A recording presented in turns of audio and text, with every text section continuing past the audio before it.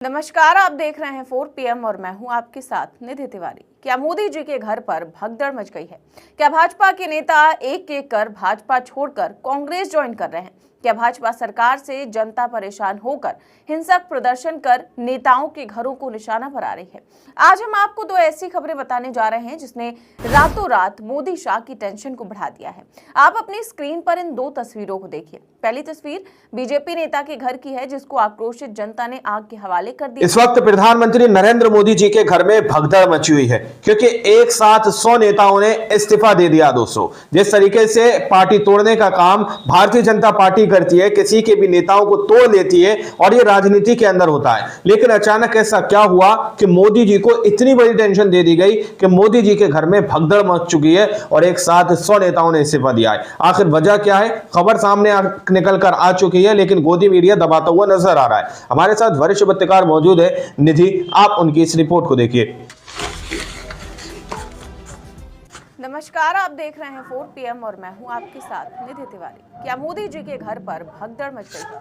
क्या भाजपा के नेता एक एक कर भाजपा छोड़कर कांग्रेस ज्वाइन कर रहे हैं? क्या भाजपा सरकार से जनता परेशान होकर हिंसक प्रदर्शन कर नेताओं के घरों को निशाना बना रही है? आज हम आपको दो ऐसी खबरें बताने जा रहे हैं जिसने रातों रात मोदी शाह की टेंशन को बढ़ा दिया है। आप अपनी स्क्रीन पर इन दो तस्वीरों को देखिए। पहली तस्वीर बीजेपी नेता के घर की है जिसको आक्रोशित जनता ने आग के हवाले कर दिया है और दूसरी तस्वीर उन 100 नेताओं की है जिन्होंने रातों रात भाजपा का झंडा छोड़कर कांग्रेस ज्वाइन कर ली। जी हाँ, पूरे कांग्रेस ज्वाइन कर ली है। अचानक भाजपा से इस्तीफा देकर कांग्रेस का दामन थामकर मोदी के ही घर में हराने की तैयारी कर ली। तो आखिर क्यों जनता का गुस्सा इतना फूट पड़ा है कि उन्होंने भाजपा नेता के घर को आग के हवाले कर दिया है और कैसे भाजपा को हराने के लिए कांग्रेस जाल बिछा रही है, सब कुछ बताएंगे आपको अपनी इस रिपोर्ट में। तो पहले बात करते हैं उस खबर की जिसने गुजरात से लेकर दिल्ली तक बीजेपी को हिला कर रख दिया है। दरअसल गुजरात के डांग से खबर आई है कि भारतीय जनता पार्टी के 100 से ज्यादा पदाधिकारी और कार्यकर्ता एक साथ कांग्रेस में शामिल हो गए हैं। अहमदाबाद स्थित राजीव गांधी भवन में आयोजित एक विशेष कार्यक्रम में डांग के 100 से अधिक भाजपा सदस्यों, नेताओं और सक्रिय कार्यकर्ताओं ने विधिवत रूप से कांग्रेस में प्रवेश किया। गुजरात प्रदेश कांग्रेस कमेटी के अध्यक्ष अमित भाई चावड़ा ने सभी कार्यकर्ताओं को कांग्रेस का पटका पहनाकर पार्टी में स्वागत किया। इस अवसर पर डांग जिला कांग्रेस अध्यक्ष स्नेहल भाई ठाकरे और डांग के पूर्व विधायक मंगल भाई गावित विशेष रूप से उपस्थित रहे। उन्होंने डांग की राजनीति में इस बदलाव को आने वाले चुनावों के लिए निर्णायक बताया।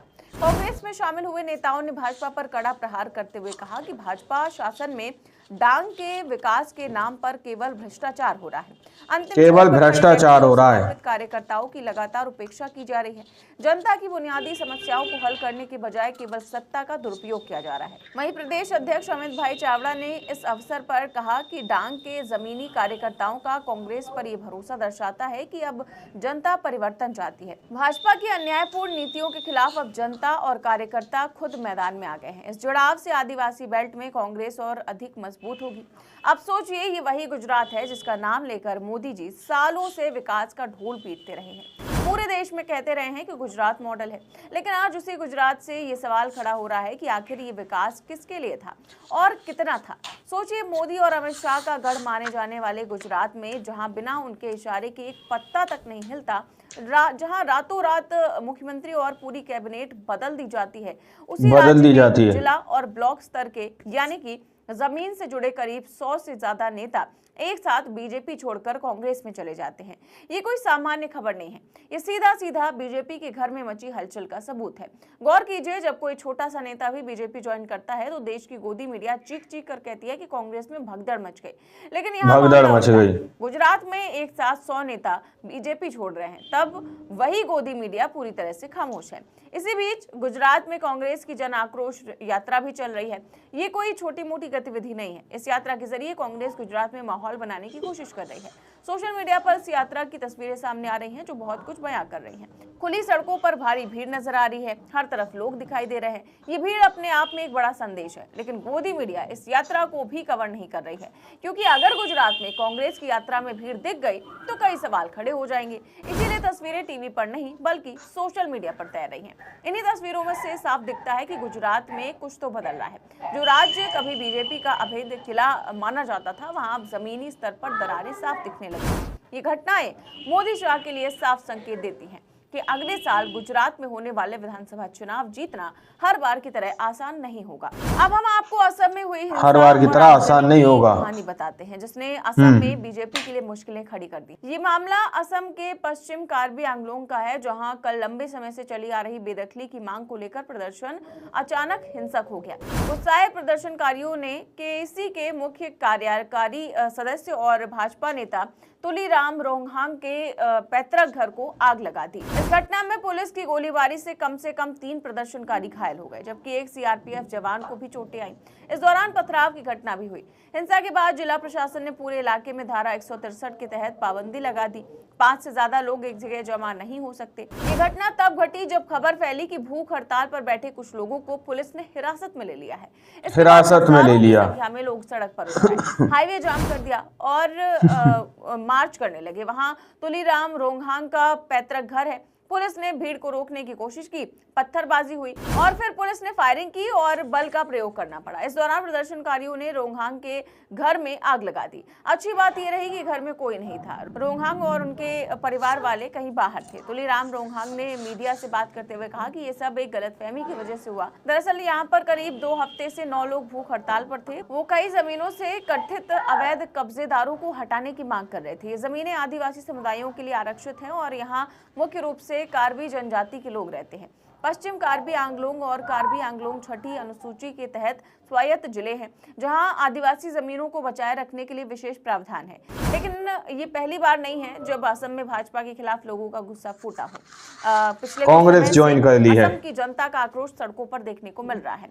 अब देखिए 2026 में असम में विधानसभा चुनाव होने वाले हैं और उससे पहले जनता का भाजपा सरकार के लिए इस तरह का आक्रोश मोदी शाह के लिए शुभ संकेत तो बिल्कुल भी नहीं है। कुल मिलाकर अगर इन दोनों घटनाओं को एक साथ रखकर देखा जाए तो तस्वीर बेहद साफ और चिंताजनक नजर आती है। एक तरफ गुजरात, जिसे मोदी और शाह का अभेद किला कहा जाता है, तो वहीं से जमीन से जुड़े 100 से ज्यादा नेता और कार्यकर्ता भाजपा छोड़कर कांग्रेस में चले जाते हैं। और ये केवल पार्टी बदलने की घटना नहीं है, बल्कि ये उस असंतोष का संकेत है जो वर्षों से दबाया जा रहा था।